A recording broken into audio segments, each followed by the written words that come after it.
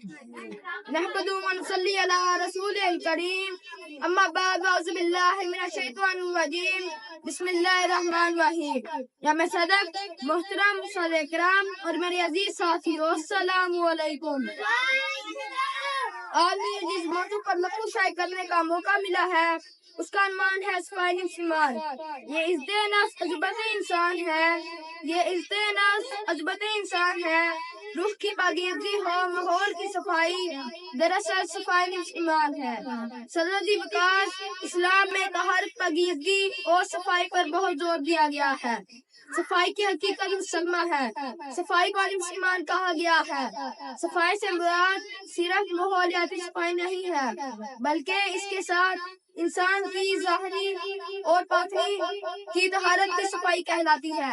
قرآن میں اللہ تعالیٰ نے ارشاد فرمایا اور اپنے کپڑے صاف رکھو۔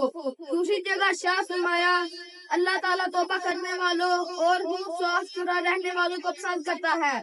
رسول اللہ صلی اللہ علیہ وسلم نے ارشاد فرمایا دو نعمتیں ایسی ہیں جن سے لوگ لاپرواہی برتتے ہیں، ایک صحت اور دوسری فراغت۔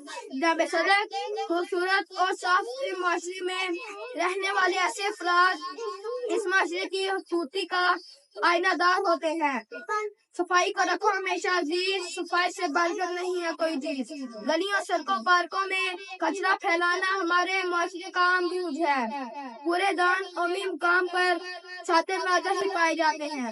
کوڑے دان موجود بھی ہو تو لوگ ان کا صحیح استعمال نہیں کرتے ہیں۔ یہ صفائی اور افزان صحت کے بارے میں ہمارے رویے کا عکاسی کرتا ہے۔ بیٹھتا نہیں ہے کوئی اپنے پاس، نہ ہی صاف رکھتا جو اپنے پاس۔